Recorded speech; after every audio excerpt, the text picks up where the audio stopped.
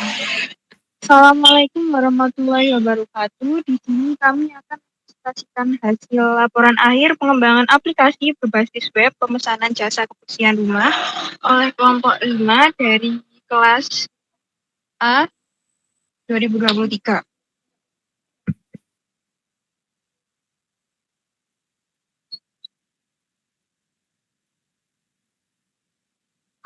Yang beranggotakan Rangga Andika dengan NIM digit terakhir 018. Selanjutnya Faisal Ibrahim dengan NIM digit terakhir 027. Desi Sukma Melati dengan NIM digit terakhir 029. Selanjutnya Bella Devina dengan NIM digit terakhir 030. Lalu yang terakhir MA Vino Firmansyah dengan NIM digit terakhir 031.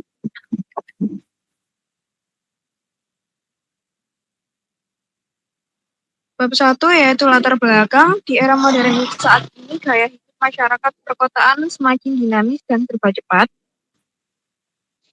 Banyak individu dan keluarga yang memiliki jadwal yang padat, baik karena pekerjaan, pendidikan, maupun aktivitas lainnya.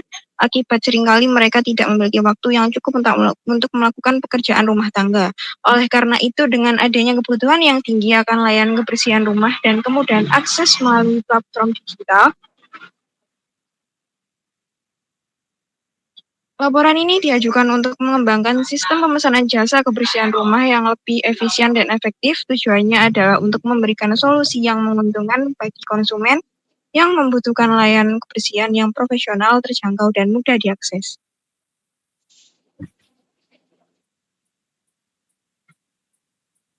Tujuannya untuk mengembangkan sebuah platform digital yang memungkinkan konsumen untuk dengan mudah mencari, memilih, dan memesan jasa kebersihan rumah sesuai dengan jadwal dan kebutuhan mereka. Menyediakan informasi yang jelas dan terperinci mengenai layanan yang ditawarkan, serta sistem penentuan harga yang transparan, sehingga konsumen dapat membuat keputusan yang lebih baik dan merasa puas dengan layanan yang mereka terima. Lalu seperti jadwal kerja, pelacakan tugas, dan pengelolaan pembayaran, sehingga mereka dapat memberikan layanan yang lebih baik kepada konsumen. Selanjutnya ada kajian pustaka. Yang pertama yaitu pengertian jasa kebersihan rumah. Jasa kebersihan rumah merupakan jasa yang menyediakan tenaga profesional untuk membersihkan rumah atau tempat tinggal. Jasa ini meliputi berbagai kegiatan seperti menyapu, mengepel, membersihkan kamar mandi, dapur, atau area lainnya. Jasa kebersihan rumah sangat penting untuk menjaga kebersihan dan kesehatan lingkungan dan tempat tinggal. Pengertian aplikasi berbasis web. Web merupakan jaringan beribu-ribu komputer yang dikategorikan menjadi dua, yaitu klien dan server yang menggunakan software khusus membentuk jaringan yang disebut dengan client server. Hypertext Transfer Protocol merupakan protokol yang menentukan aturan yang harus diikuti oleh web browser dalam meminta atau mengambil sesuatu dokumen oleh web server dalam menyediakan dokumen yang diminta. Web browser berbasis web mengacu pada aplikasi atau layanan yang dapat diakses melalui jaringan internet atau jaringan LAN dengan menggunakan web browser. Teknologi ini memungkinkan pengguna untuk mengakses informasi dan layanan dari mana saja dan kapan saja selama terhubung dengan internet. Aplikasi berbasis web adalah aplikasi yang dikembangkan menggunakan bahasa pemrograman seperti HTML, PHP, CSS, JavaScript yang membutuhkan web server dan web browser untuk menjalankannya seperti menggunakan Chrome, Firefox, atau Opera. Selanjutnya ada metodologi. Teknik pengumpulan data dalam laporan ini bertujuan untuk membangun sebuah web yang menyediakan jasa kebersihan rumah bagi masyarakat. Untuk mengumpulkan data yang relevan dan komprehensif guna mendukung pengembangan website ini, akan dilakukan beberapa teknik pengumpulan data sebagai berikut. Yang pertama, melakukan observasi, yaitu mengamati proses layanan kebersihan rumah secara langsung untuk memahami alur kerja, durasi, dan kebutuhan sumber daya. Yang kedua, mengobservasi perilaku dan preferensi calon pengguna saat mencari atau menggunakan jasa kebersihan. Yang kedua, dalam melakukan survei, yaitu menyebarkan survei online kepada calon pelanggan untuk mengumpulkan data mengenai permintaan pasar, Ketersediaan pembayar, dan fitur yang diinginkan. Selanjutnya, survei kepuasan pengguna jasa kebersihan rumah yang sudah ada untuk mengidentifikasi area perbaikan. Teknik analisis data. Untuk menganalisis data yang telah dikumpulkan dalam rangka pengembangan website akan digunakan beberapa teknik analisis data sebagai berikut.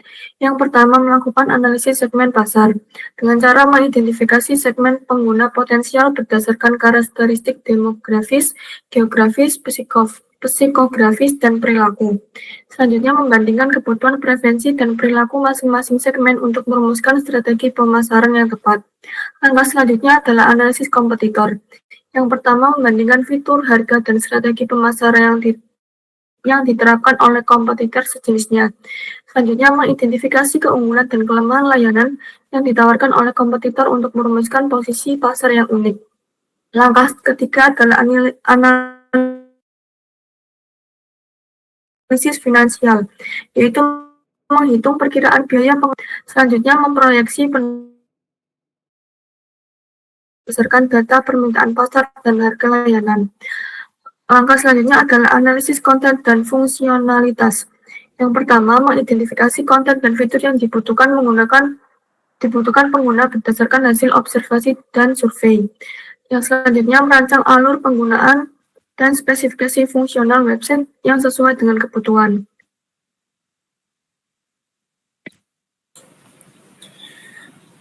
Lalu di sini ada perancangan web yaitu flowchart user yang penjelasannya yaitu pertama, mulai, yaitu proses dimulai dari pengguna mengakses sistem atau website. Kedua, halaman utama website.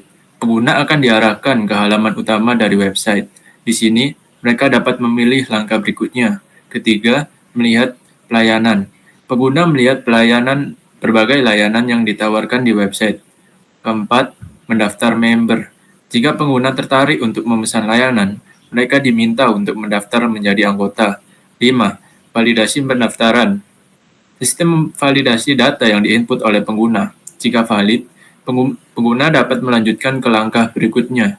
Jika tidak valid, pengguna diarahkan kembali ke layanan dan memperbaiki data mereka. Lalu memilih dan memesan jasa pelayanan.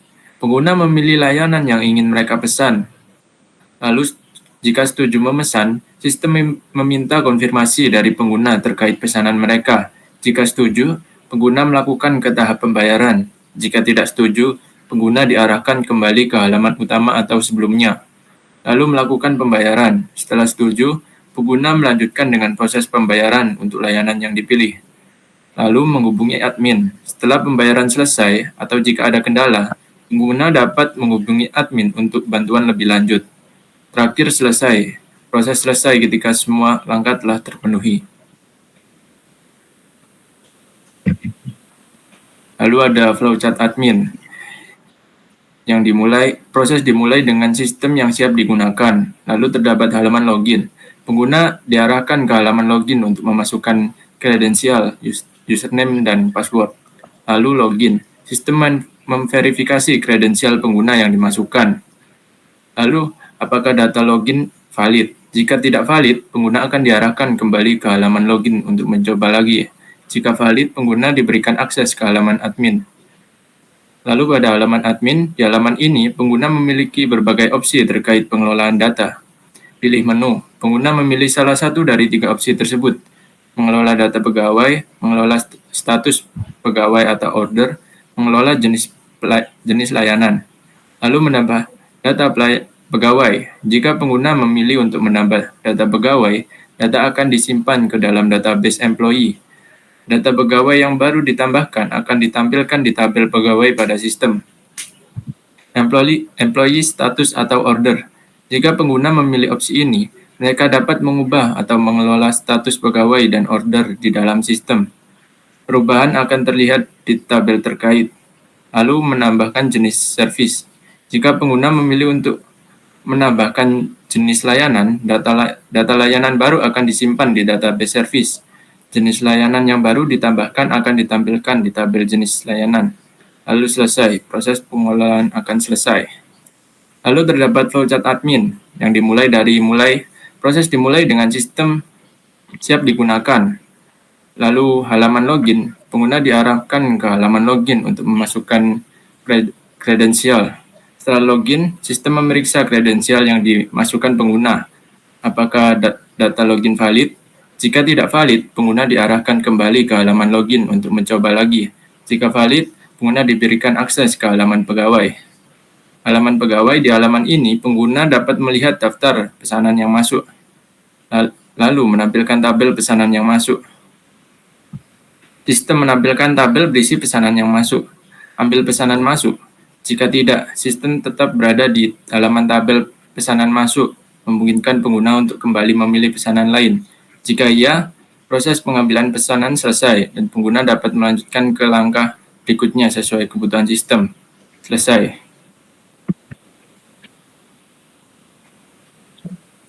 Selanjutnya ada ERD atau Entity Relationship Data. Nah, di sini web kita menggunakan 5 entitas dari user, kemudian employee, order, admin, dan layanan yang saling berkaitan satu sama lain. Kemudian next. Di sini ada relasi antar database user dengan service, yaitu memilih. Kemudian service masuk ke database order, dipesan, kemudian dari database order diperiksa melalui admin, kemudian admin meneruskan ke database employee untuk mengeksekusi pesanan. Next. Penjelasan relasi antar database. Entitas user terdapat 5 atribut, yaitu user ID, nama, email, password, dan nomor HP.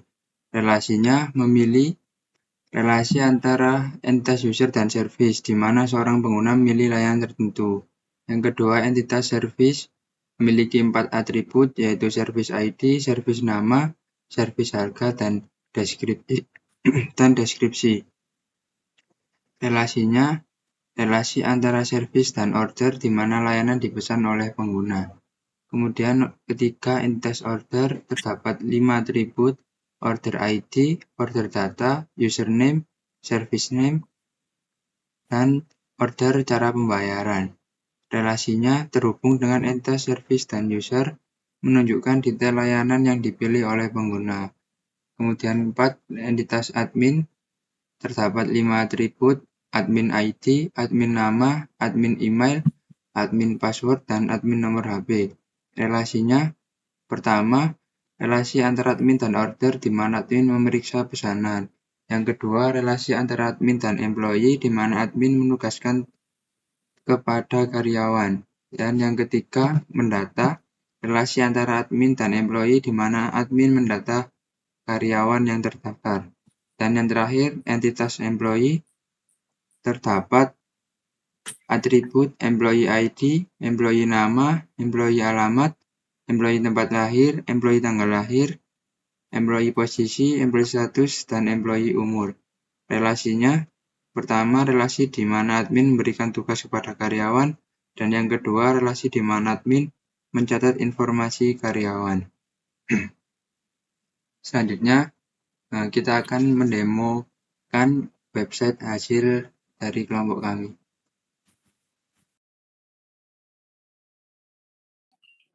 Baik, selanjutnya di sini saya akan mempresentasikan website dari hasil kerja kelompok kami.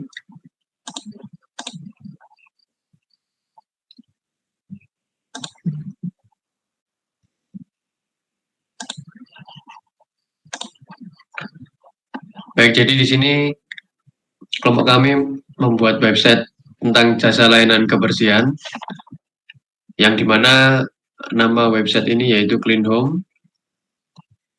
Pertama, di sini terdapat halaman beranda, yang dimana halaman beranda ini menunjukkan tampilan untuk informasi kepada user tentang layanan yang dimiliki oleh jasa kami. Kemudian di sini juga terdapat kalimat Clean Home tentang kami. Kemudian di sini terdapat juga tentang kami, tampilan tentang kami. Di sini jasa kebersihan 01 di Surabaya. Kemudian di sini kami mempunyai layanan, yaitu kami mempunyai layanan general cleaning, ASIC cleaning, dan deep cleaning. Lalu sebenarnya di sini ada tampilan masuk. Ketika user sebelum login pada tampilan ini, ketika user ingin mengeklik layanan, maka akan diarahkan ke tampilan masuk. Jadi user harus masuk terlebih dahulu agar bisa mengakses layanan yang diinginkan atau yang akan dipesan. Misal di sini saya akan masukkan user.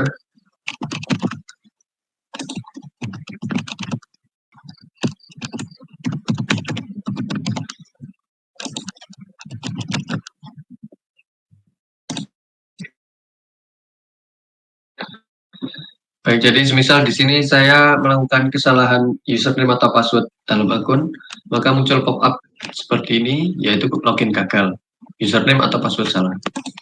Lalu kemudian saya akan mencoba ulang login kembali.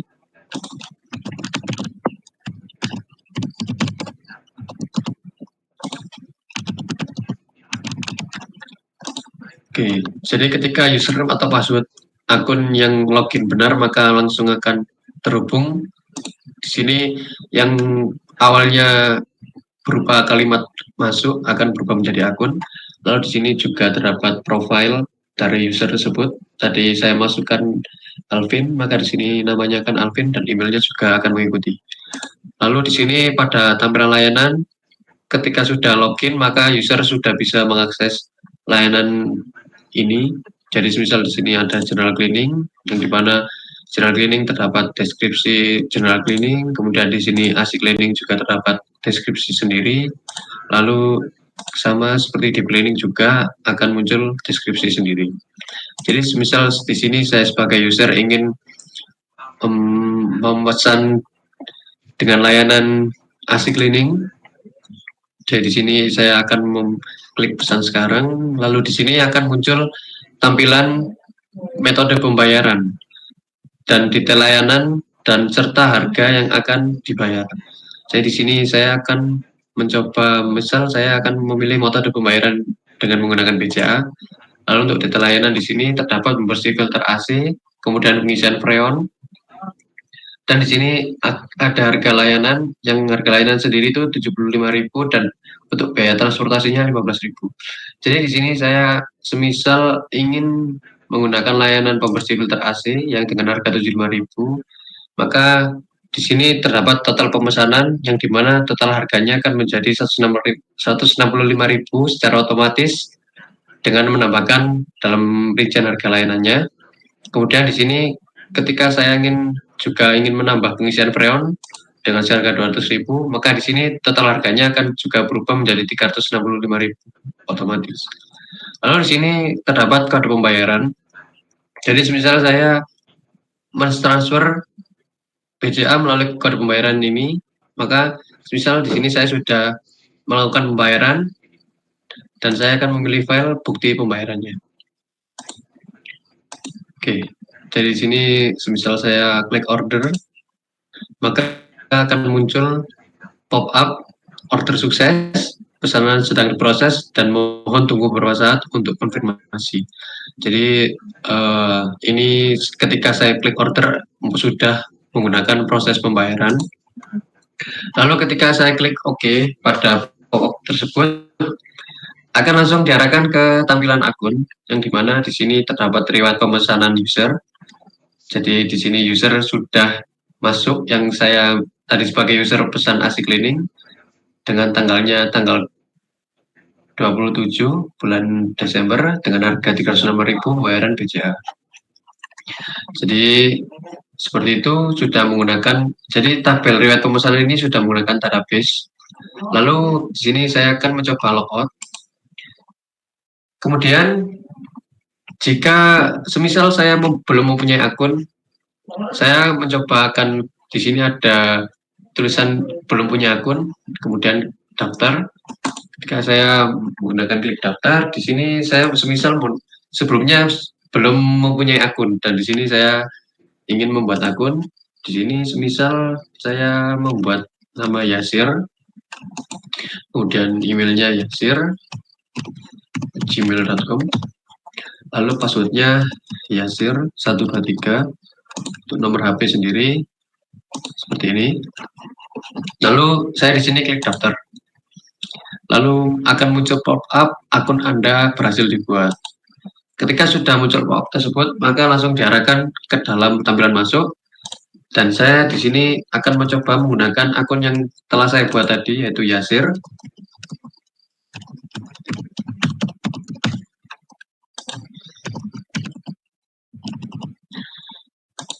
Oke, jadi di sini sudah langsung masuk ke dalam database, yang dimana dalam database daftar tadi sudah masuk dan akun Yasir telah dibuat. Jadi di sini juga akun riwayat pemesanannya masih kosong karena belum memesan. Kemudian di sini dengan profilnya sudah terdapat otomatis ganti Yasir.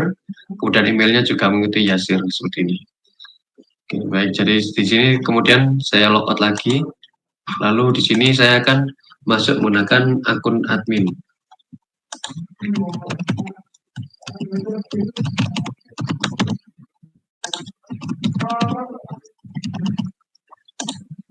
Oke, di sini saya sudah masuk ke dalam halaman admin. Lalu kemudian di sini terdapat total order yang dari semua customer telah pesan akan masuk ke dalam tabel last order ini. Jadi di sini terdapat dalam tampilan halaman admin bisa melihat semua customer siapa yang memesan. Kemudian di sini terdapat juga nama customernya, kemudian servisnya juga, serta pembayaran dan pembayaran tanggal pembayarannya. Jadi di sini terlihat semua. Lalu kemudian di sini ada fitur add new service yang dimana admin bisa menambah service baru. Jadi misal di sini admin ingin menambahkan service floor cleaning, lalu dengan harga 50.000. Deskripsinya di sini pembersih lantai selama 24 jam. Jadi di sini sudah save. Lalu di sini akan munculkan service berhasil tambahkan. Jadi di sini servisnya sudah ditambahkan floor cleaning yang dimana pembersih lantai. Jadi dapat membantu tidak perlu mengedit di luar manual admin tersebut. Jadi sudah langsung bisa masuk. Kemudian di sini terdapat employee status yang dimana masing-masing di sini terdapat tabel karyawan yang dimana di sini sudah ada 4 karyawan dengan masing-masing statusnya aktif semua. Kemudian di sini ada karyawan posisi, yaitu terdapat karyawan yang masing-masing di jasa layanan website kami, ada general cleaning, AC cleaning, dan deep cleaning. Jadi seperti ini. Lalu kemudian sudah, maka di sini juga bisa add new employee dan menambah karyawan. Terus kemudian di sini saya logout. Baik, jadi sudah. Mungkin itu saja dari demo website kelompok hasil kerja kelompok kami. Kurang lebihnya mohon maaf apabila ada salah kata maupun kesalahan. Kurang lebihnya mohon maaf. Terima kasih. Wassalamualaikum warahmatullahi wabarakatuh.